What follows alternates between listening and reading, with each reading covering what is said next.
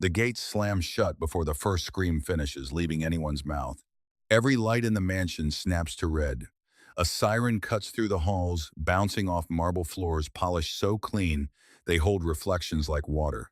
Boots pound the corridors, 6 men, then 10, then more, moving in formation, checking closets, tearing curtains open, flipping over furniture that costs more than most people's homes. 3 cribs sit empty upstairs. The blankets are still warm. A guard's radio crackles. His hand shakes so badly he drops it twice before he can speak. Confirm. Confirm now. Are the children secured? Nobody answers him. Nobody can. Downstairs, the front doors open without a knock, without a warning, the way doors only open for one man in this house. Kang Min-jae steps through them in a black coat still damp from the rain outside, his face unreadable, his eyes moving once across the chaos in front of him, like he's already counted every person in the room and found the number wrong. He doesn't raise his voice. He never does. Who was the last person with my children? Silence answers him first.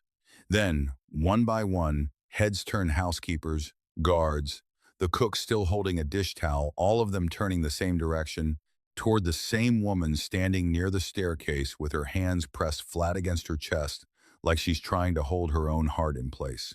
Nyla Brooks. She has been in this house 11 weeks.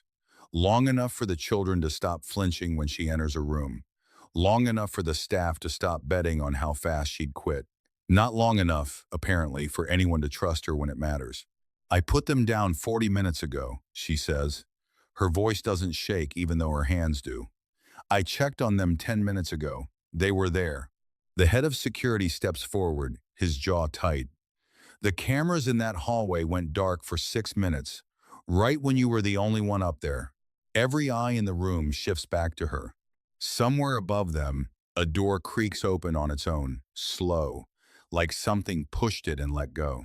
Min-jae hasn't moved from the doorway. Rain drips off his coat onto the marble, forming a small dark circle at his feet. He's looking at Nyla the way a man looks at a puzzle he doesn't have time to solve and can't afford to get wrong. 3 years ago, he buried his wife. He has not trusted anyone inside these walls since. Not fully, not the guards who swore loyalty, not the staff who signed contracts thick enough to choke on. And now the one person who somehow made his children laugh again is standing in the middle of the worst 9 minutes of his life. Search the east wing, he says quietly. The greenhouse, the tunnels under the old wine cellar, every inch. Nyla's stomach drops. She knows exactly where the children like to hide when the world gets loud. She taught them that hiding place herself. Weeks ago, during a thunderstorm that had all 3 of them shaking under their blankets, she built it as a comfort. Now it might be the reason she's about to lose everything, or the reason the children are found breathing.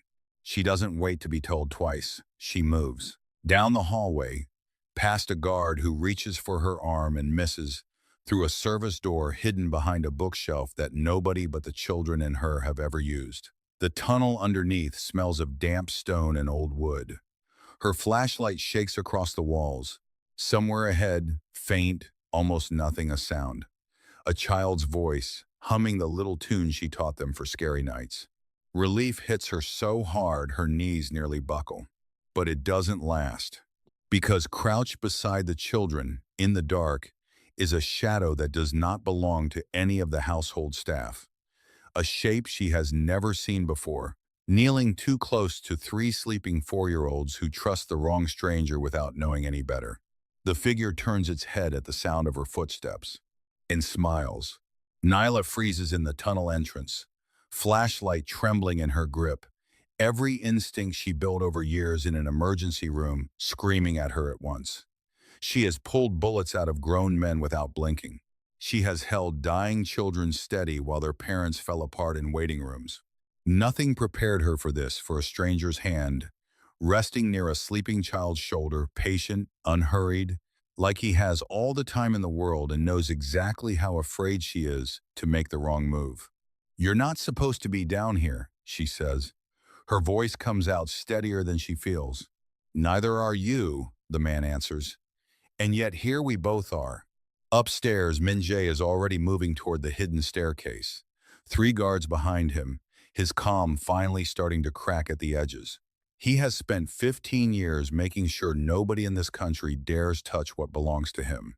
Tonight in his own house, under his own roof, someone walked past every camera, every guard, every lock he paid a fortune to install and reached his children anyway.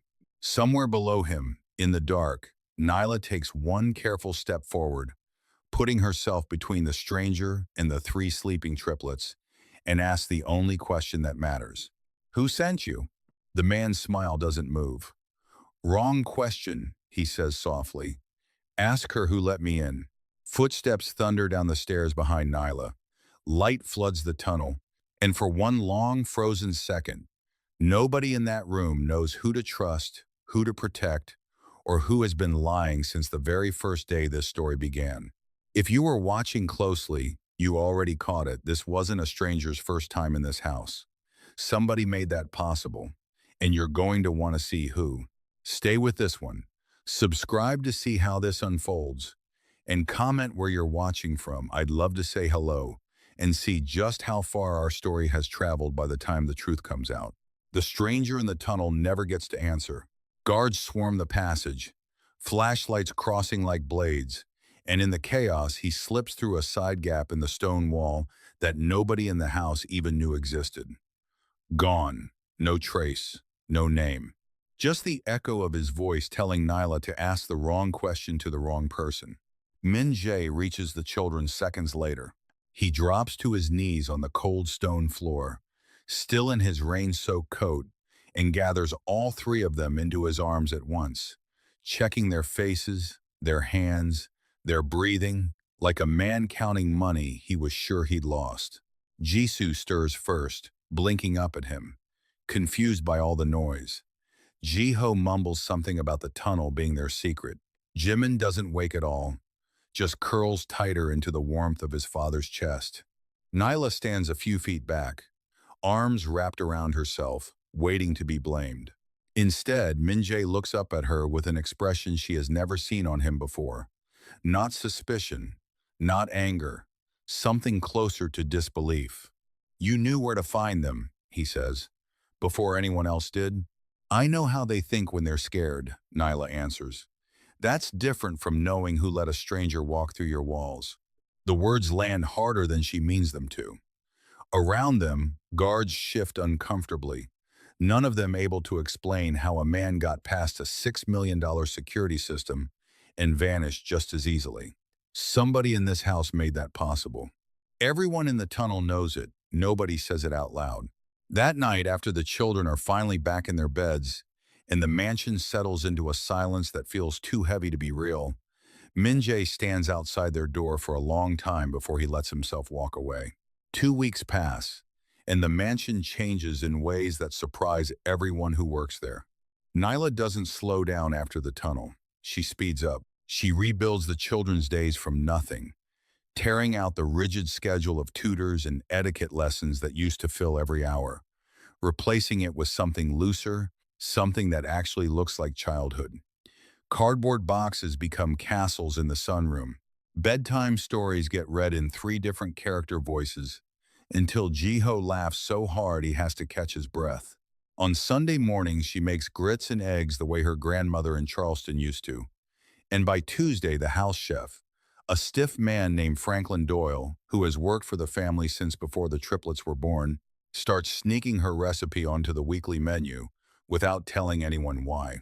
The staff notice, the guards notice. Even the housekeepers who used to whisper bets about how fast she'd quit start finding reasons to walk past the playroom just to listen to the sound of 3 children laughing at once, a sound this house hasn't held in years. Min-jae notices most of all. He starts coming home earlier, not by much. 10 minutes, then 20, then enough that his driver stops scheduling late meetings without being asked. He tells himself it's about security, about keeping a closer eye on things after the tunnel.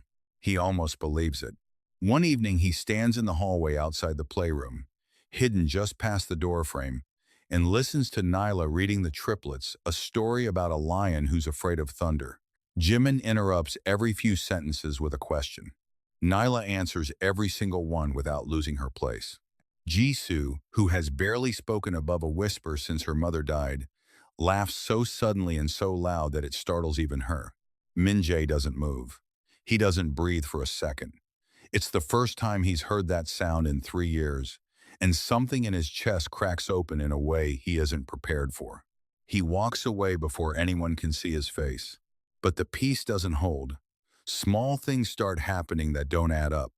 A bottle of Jimin's allergy medicine, always kept in the same drawer, turns up in the wrong cabinet.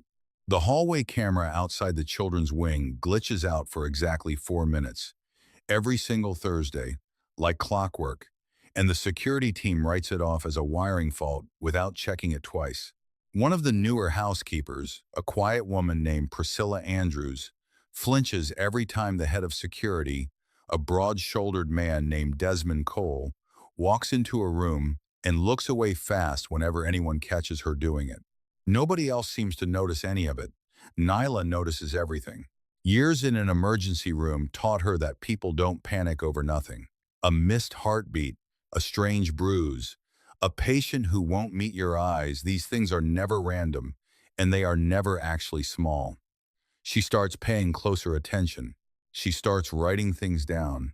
She doesn't tell anyone, not yet, because she isn't sure who in this house she can trust with what she's starting to see. Then comes the evening that changes everything between her and this family. The triplets are lined up on the couch after bath time, hair still damp, wrapped in matching towels, watching Nyla braid ribbon into a friendship bracelet for Jisoo. Jiho leans his head against her arm without thinking, the way children do when they've stopped counting the days until someone leaves. "Good night, Mom," he says, already half asleep. The room goes still. Jisoo's eyes go wide. Jimin sits up straight, looking between his brother and Nyla like he isn't sure what just happened or whether it's allowed. "I'm sorry," Jiho whispers, suddenly awake again, suddenly ashamed of something he doesn't fully understand. "I didn't mean—" Nyla kneels down in front of him before he can finish, taking both of his small hands in hers. "You don't have to be sorry," she says gently. "Your mom will always be your mom. Nobody replaces that, not ever. But I'm right here, and I'm not going anywhere."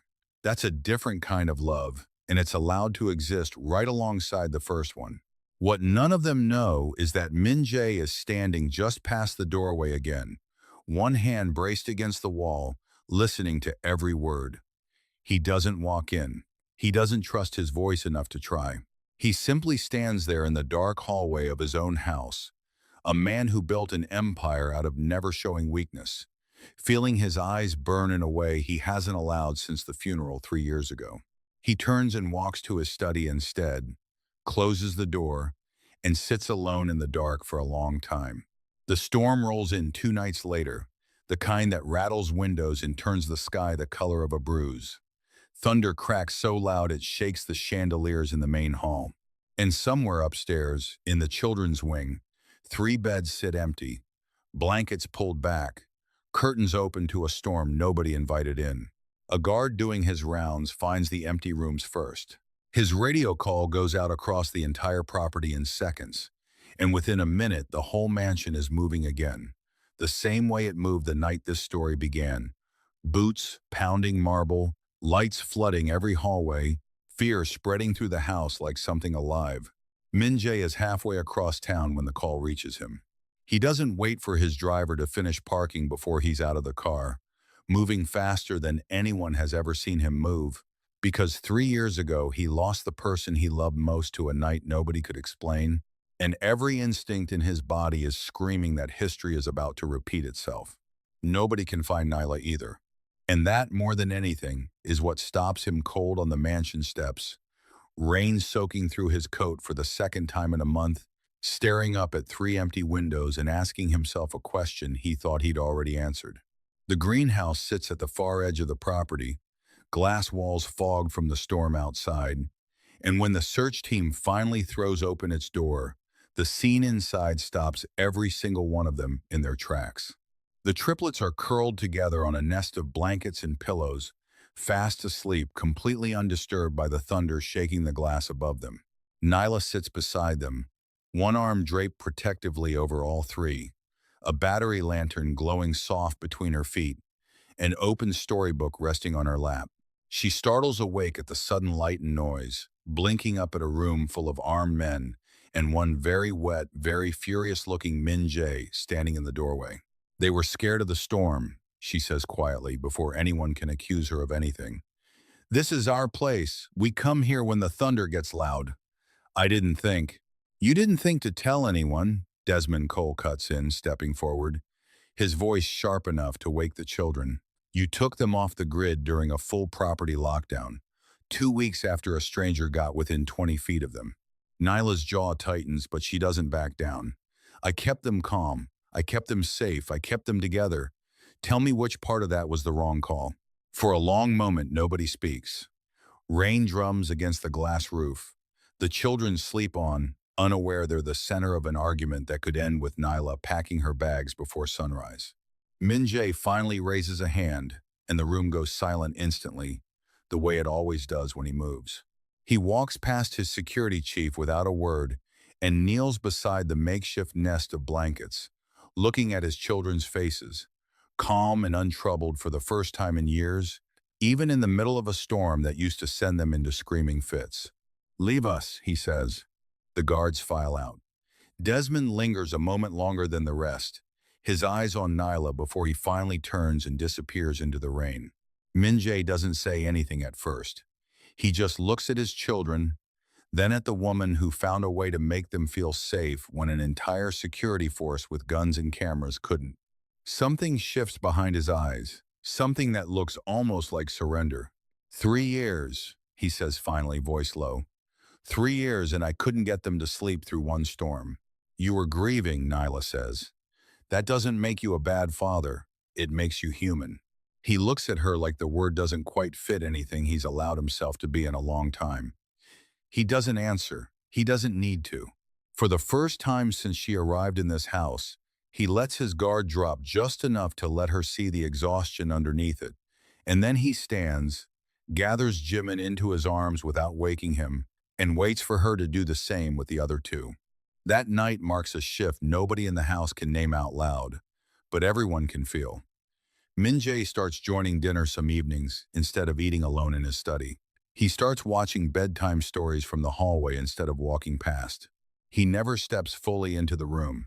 He isn't ready for that yet, but he stays long enough to listen. Outside the walls of the mansion, though, a different storm is building, one with far higher stakes than thunder. For months, someone has been moving narcotics through the Pacific ports under Min Jae's name, a name he has never allowed anywhere near that kind of business. Entire neighborhoods in Tacoma and along the Oregon border are dealing with the fallout, and law enforcement, along with 3 rival organizations, believe the ghost chairman himself is behind it. Min Jae knows he isn't.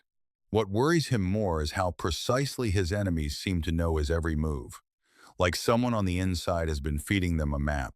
The charity gala at a downtown Seattle hotel is supposed to be routine, a night of handshakes, donations, and quiet business conducted behind champagne glasses.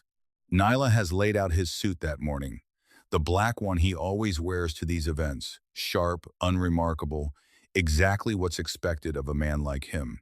Jimin refuses it. He plants himself in the closet doorway, arms crossed, insisting on the navy suit instead, the one Nyla mended 2 days earlier after noticing a missing button. Min Jae almost argues. He has worn black to every gala for 15 years. But something in his son's stubborn little face makes him give in, and he leaves the house 20 minutes later in navy instead of black. The shot comes just after 9 that evening, from a rooftop 2 buildings away, aimed precisely at the spot where a man in a black suit was expected to be standing. It miss. Chaos erupts through the ballroom, guests screaming, security dragging Min Jae behind a marble pillar as more shots crack through the night air. When the smoke clears and the shooter is long gone, one truth settles cold in Min Jae's chest. The suit saved his life. A 4-year-old's stubborn refusal saved his life. And someone who knew his usual habits well enough to plan around them had aimed for a man who, tonight, simply wasn't wearing what he always wears. Back at the mansion, the moment the story reaches the staff, whispers start moving through the halls fast and quiet, the way fear always does in a house full of people who know too much and say too little. Someone had to know about the suit change, someone close, someone inside. And the only person who touched that suit, who fixed that button, who has been asking careful questions about broken cameras and moved medicine for weeks now, is the same woman half the house already doesn't fully trust. By the time Min Jae returns home past midnight, jaw tight, coat torn at the shoulder from being shoved behind that pillar, Desmond Cole is already waiting for him in the study, arms crossed, voice low and certain. I think it's time we talk about the nanny. Desmond Cole doesn't wait for permission to keep talking. She fixed that button 2 days before the shooting, he says, pacing in front of Min Jae's desk, rain still dripping from his sleeve onto the hardwood floor. She's the one who suggested the color change. She's the only person outside this room who knew your schedule for that gala. I've been doing this job 18 years, and I'm telling you, that's not a coincidence. Min Jae sits behind his desk, coat still torn at the shoulder, saying nothing for a long moment. Somewhere upstairs, 3 children are finally asleep, unaware their father is sitting in the dark deciding whether to trust the only person who's made this house feel like a home again. She's also the reason my son is alive, Min Jae says finally. The suit was his idea, not hers. Or she planted it in his head and let a 4-year-old take the blame if it ever came out. Desmond fires back. Sir, I've watched her for weeks. She asks questions she has no business asking. She noticed the camera glitch before my own team did. That's not innocent curiosity. That's someone who knows exactly what she's looking for. Min Jae's jaw tightens. Because Desmond isn't wrong about one thing, Nyla has been asking questions. He's heard her, quiet conversations with staff, careful and precise, the kind of questions a woman with nothing to hide wouldn't need to ask.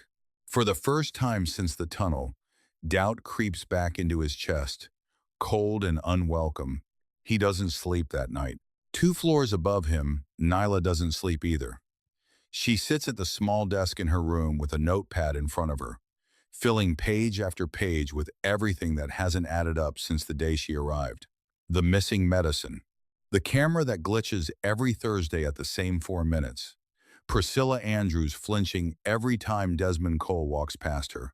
The stranger in the tunnel who knew exactly where to find the children and vanished through a gap in the wall that only someone with blueprints to this house could have known about. She circles one name 3 times before she lets herself admit what her instincts have been telling her for days. Desmond Cole has worked for this family for over 15 years. Everyone trusts him without question. That's exactly what makes him the perfect place to hide. She almost brings it to Min Jae the next morning. She doesn't get the chance. A visitor arrives at the mansion just after 10. A man introduced to the staff as a cousin from the extended family, someone Nyla has heard mentioned in passing but never met. His name is Marcus Whitfield Kang, adopted into the family through his mother's remarriage decades ago. Always polite, always smiling, always standing one step outside every photo taken of the triplets. He shakes Min Jae's hand warmly. He compliments the house.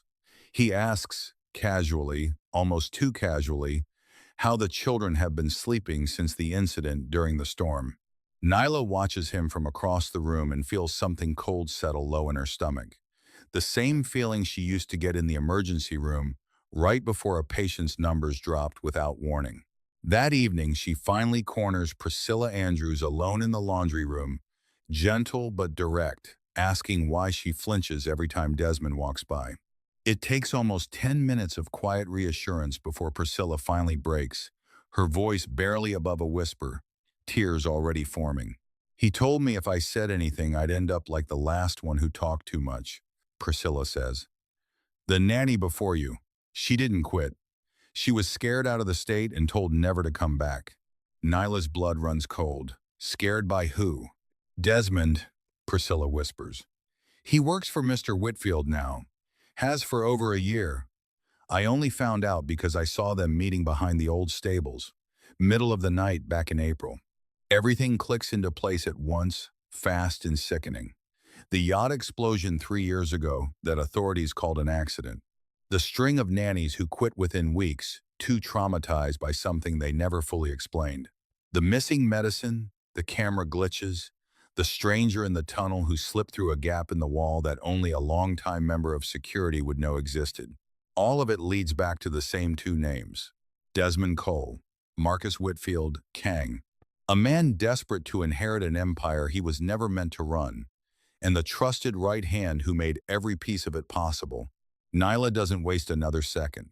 She heads straight for Min Jae's study, notepad clutched in her hand, ready to lay out everything Priscilla just told her. She doesn't make it through the door, because the moment she reaches the hallway outside his study, every light in the mansion cuts out at once, plunging the entire house into total darkness. Somewhere outside, past the gates, engines roar to life. Multiple vehicles, moving fast, heading straight for the house. The first gunshot cracks through the darkness before Nyla's eyes even adjust. Guards scramble through the black hallways, shouting orders nobody can see to follow. Flashlights swinging wild across marble floors slick with rain someone tracked in from outside. Min Jae is already moving, sidearm drawn. Every guard in the house instinctively converging on him, exactly the way years of training taught them to. Exactly what the men storming the mansion are counting on. Because while every gun in the house turns toward protecting one man, the children's wing sits wide open, unguarded, three small beds tucked behind a door that suddenly feels paper thin against the chaos exploding through the rest of the house. Nyla doesn't think. She runs. She reaches the nursery seconds before two masked men reach the top of the east staircase, their flashlights sweeping the hallway she just cleared.